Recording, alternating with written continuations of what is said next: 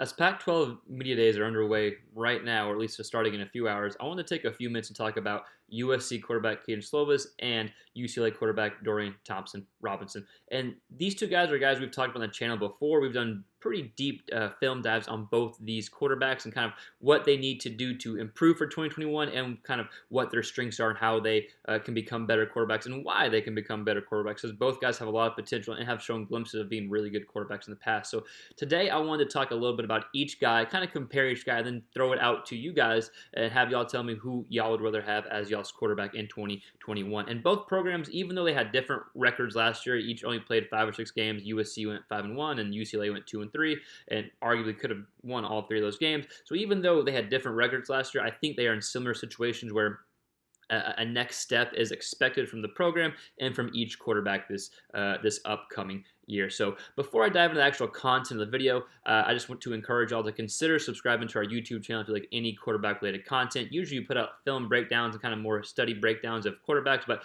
we put out quarterback content like this as well. We compare quarterbacks. So as long as it's related to the quarterback position, it's fair game here. So let's talk about UCLA quarterback Dorian Thompson-Robinson. And we put out a film breakdown of him probably about 2 weeks ago, just kind of comparing what his strengths are and what he needs to do to take the next step in 2021. And let's look at these numbers from 2018, 2019, and 2020, because I think what we'll see if you look at numbers and you go back and watch some film is his ability to get better, his ability to be coachable and to develop. A lot of times that's kind of a lost art in today's game, because people expect you to be a stud right off the bat, but he's been able to develop, and I expect to see the best version of DTR this year in 2021. Let's look at these stats real quick. So in 2018, his completion percentage was 57.7, 2019, 59.7. Last year in 2020, yes, and only 5 games, basically 4.5 for him, was 65.2. And so you saw each year it went up 2%. And then this past year, it went up about 6% as far as completion percentage goes. So that tells me he's getting accurate. He's feeling more comfortable as a quarterback. And just because he played some receiver in high school, so he's still in that developmental stage. And I think he feels good in that system. And I expect that number to be around that 65-ish% again this year. Let's look at yards per attempt, which is probably my favorite stat in a quarterback, because it really demonstrates the ability to push the ball downfield and to do it often. And especially when you compare the completion percentage with the yards per attempt, that's really going to tell you if he's completing those balls downfield or not. So 2018 he was 6.8, 2019 7.5, and 2020 8.1. You want to be at least over that 7-ish yards per attempt range if you're a quarterback. Anything over 8 to 9, you start getting really good. Then 10 plus is like what I think Mac Jones was at Alabama, when you're just taking shots down the field in every play. And so the ability to improve there tells me he's getting more comfortable and he's completing a higher percentage, even though he's pushing the ball downfield more, which is something I like to see in quarterbacks. All right, let's look at touchdown to interception ratio. Okay, 2018 was 7-4, so less than 2-1. 2019 was 21-12, so again less than 2-1. Again, last year, again only 4.5 games, it was 12-4, a 3-1 TD to interception ratio. So combine that with pushing the ball downfield, doing it accurately, and taking care of the ball even better. Has to have you excited as a UCLA fan. And then not to mention his ability to make plays with his legs. He's had 7 total rushing touchdowns, rushed over 300 yards last year. And I think something else you saw was his willingness to accept when the play is over. Something that's been a struggle of him in the past is trying to keep plays alive, force something that's not there. And while there were plays he did that last year, sure, I think he did a better job of not doing that. Again, only a few games, but I think the ability for him to be coachable and to improve, I think we're going to see a really, really good version of DTR in 2021. Okay, let's move on to USC quarterback Kedon Slovis, a guy I really like and a guy who I think is going to have another good season in 2021, and who I think got some unfair criticism in 2020. Was some of it fair? Sure, of course. There was a drop-off as far as performance goes, but I don't think it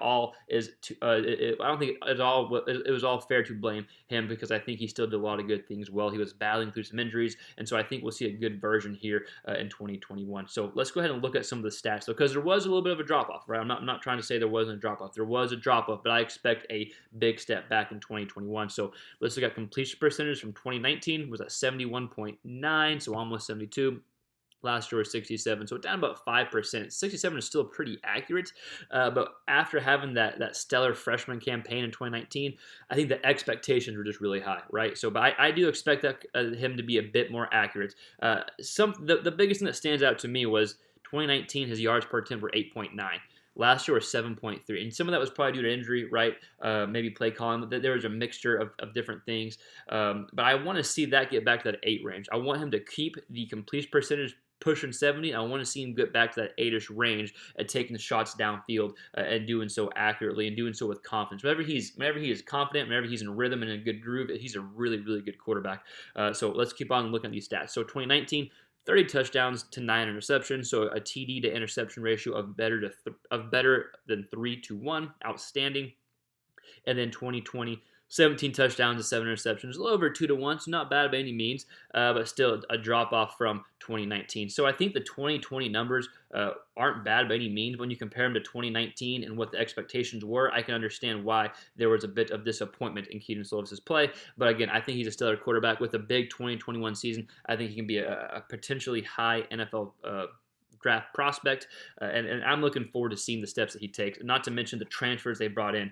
Basically the whole Texas roster, right, from Jake Smith to Ingram to Malcolm Epps. But a guy I like a lot too is the name's slipping me, but the Colorado transfer, the wide receiver, quick slot guy. I think he's going to be able to get open a lot for Slovis and have some easy completions for him that could lead to big gains. So I think we'll see Slovis take the next step. I think surrounding him with even more talent, not that they need more talent because they have a bunch of 4 and 5 stars around him, but I think this last year being a COVID year, being his second year, sometimes you have that sophomore slump. I just expect a better season in 2021. I expect him to take the next step. So let's compare UCLA quarterback and USC quarterback, because different styles of approach, right? They have different games. They have different strengths, and we've talked a little bit about them. Whereas DTR is going to be a bit more athletic. He's kind of running that no huddle offense, that Chip Kelly offense. They want to put the defense in bad positions. And Slovis, they're in a spread attack as well, but it's a little bit more different. The reads are going to be a bit more different, and you kind of expect him to get in a groove and get in a rhythm as a quarterback. So